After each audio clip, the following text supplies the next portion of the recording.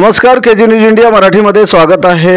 देवणी खुर्द येथील लक्ष्मण रणदिवे यांच्या घरी उमलले ब्रह्मकमळ हे चमत्कारिक फूल पाहण्यासाठी गावकऱ्यांची गर्दी। लातूर जिल्ह्यातील देवणी तालुक्यातल्या देवणी खुर्द येथील सामाजिक कार्यकर्ते तथा पत्रकार लक्ष्मण रणदिवे यांच्या दारात ब्रह्मकमळ उमलले असून हे फूल पाहण्यासाठी गावकऱ्यांची एकच गर्दी केली आहे। ब्रह्मकमळ ही एक फुलांची प्रजाती असून या फुलाला ऐतिहासिक महत्त्व तर आहे, त्याचबरोबर धार्मिक दृष्ट्या व आयुर्वेदिक दृष्ट्या सुद्धा अनन्यसाधारण महत्त्व आहे।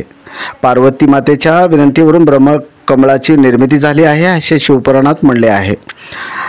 भगवान महादेवाने जेव्हा गणपती बाप्पाचं शिर धडावेगळं केलं होतं तेव्हा गणपती बाप्पाचं शिर बसवत असताना याच फुलाचा उपयोग केले होते असे पुराणात म्हटले आहे। ब्रह्मकमळ साधारण जुलै-सप्टेंबर महिन्यामध्ये उमलतात। ब्रह्मकमळ हे हिमालयाच्या रांगेतील एक फूल आहे। हे फूल उमलताना पांढरे शुभ्र रंगाचं असतं। या फुलाचा सुगंध अनुभव करण्यासाठी वर्षभर वाट पाहावी लागते, कारण हे फूल बाजारामध्ये सहजरित्या मिळत नाही। ब्रह्मकमळ हे महादेवाच्या पिंडीला भक्तिभावाने अर्पण करतात किंवा भेट देतात। हे ब्रह्मकमळ सुंदर, मोहक, ऐतिहासिकदृष्ट्या महत्त्वपूर्ण फूल आहे। ब्रह्मकमळ एक औषधी फूल सुद्धा आहे। या फुलाला विकले जात नाही आणि खरेदीही केली जात नाही। हे फूल कोणी भेट म्हणून दिले तरच ते आपल्याला लाभदायी ठरतं। धार्मिकदृष्ट्या हे फूल भगवान विष्णू यांच्या नाभीपासून तयार झालेले आहे अशी सुद्धा मान्यता आहे। त्यावर ब्रह्मा विराजमान आहेत असाही समज आहे। हे फूल रात्री उमलतं। या फुलाचे वैशिष्ट्य म्हणजे हे रात्री फुलतं। या फुलाला आपल्या दरवाजाजवळ लावलं तर घरामध्ये वाईट शक्तीचा शिरकाव होणार नाही आणि त्यामुळे वास्तुदोषे दूर होतात असेही बोलले जाते।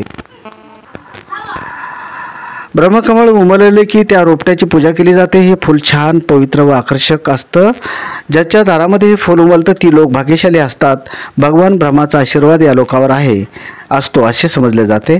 हे संध्याकाळी उमलायला सुरुवात होते तर मध्यरात्रीपर्यंत हे फूल पूर्ण उमलतं। ब्रह्मकमळ हे असे औषधी आहे की कॅन्सरवर औषध बनवण्यासाठी याचा उपयोग केला जातो असे म्हणले जाते।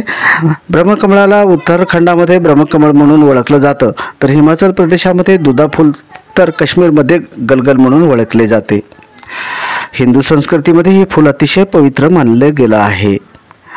देवणी प्रतिनिधी प्रशांत कांबळेसह केजी न्यूज इंडिया मराठी।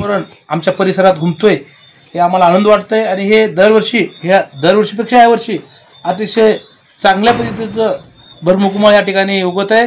कारण हे ब्रह्मकमळ आणण्यासाठी आमचा शीर्षांत रणदिवे असं सुशांत रणदिवे हे प्रयत्न केलेले आहेत आणि ब्रह्मकमळ मला माहिती नव्हतं, ह्याचे गुण काय आहेत मला माहिती नव्हतं, परंतु मला ज्यावेळेस ह्याचे जे आमच्या मातंग समाजामध्ये फूल उगत असताना अति सुंदर दिसतंय वाटलं, म्हणून मला वाटतं की आमच्या परिसरामध्ये घुमतंय आणि सर्वच या परिसरामध्ये येऊन या ब्रह्मकमळाचं महत्त्व काय आहे पटवून देण्यासाठी प्रयत्न केलेले आहेत। आणि जवळपास माझ्या कमळ उगवल्यानंतर ही जे झाड असतंय ते प्रत्येक लातूर जिल्ह्यामध्ये जवळपास शिक्षक वर्ग असेल किंवा सुशिक्षित लोक असतील हे घेऊन गेलेले आहेत आणि हे मला चांगलं वाटतं। म्हणून या ठिकाणी मी ब्रह्मकमळाचं मला अतिशय सुंदर या ठिकाणी परिसरामध्ये त्याचं श्वास घुमतंय याबद्दल मला चांगला आनंद वाटतोय।